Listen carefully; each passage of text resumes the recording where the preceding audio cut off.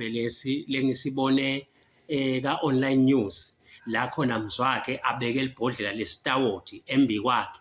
Kimi-ke kunaloko ukuthi mhlawumbe akukakhulumi yena mzwakhe kodwa kukhulumele sitawoti.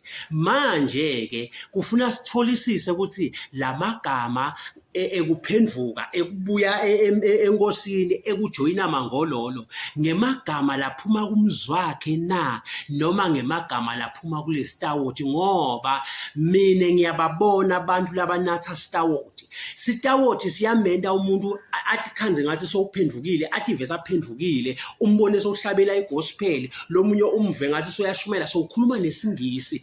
Kube kanza kukhulumi yena, kukhuluma lesitawoti ngoba lesitawoti sesithungele engqondo. Manje kufuna sithole nala kumzwakhe ukuthi nguye lo lokhuluma noma kukhuluma lesitawoti sekudungeke lo mqondo udungeke lesitawoti, ngoba sitawoti sinemandla ekwenda umuntu akhulume isingisi, sekwenda umuntu abese sokukhuluma igospel, sokuhlabela ingoma yegospel kube ngathi uphendukile kana akaphenduki ngulesitawoti. Manje kufuna sithole ke nala kumzwakhe indlela yekuthola ke ithi nine bomangololo ngiyaninxusa ngiyanicela ngithi munikeni iprobation yeminyaka nje lemibili, ningamthumi ningamendile ukuthi ahlale nje phasi, ningamthumisho nekuthatha inkomishi, ningamniki ngisho nalesi sodwa sikhundla ngisho sekushanyela imbala. Futhi noma nicela ukuthi ngibambiseni majaha ningambambisi, ngoba ningamlokothi nje nimyise ngisho naseParliament, ngoba sifuna lokubona lokuthi nguye mbamba yini lophendukile noma kuphendukele sitawoti, khuluma nesitawoti.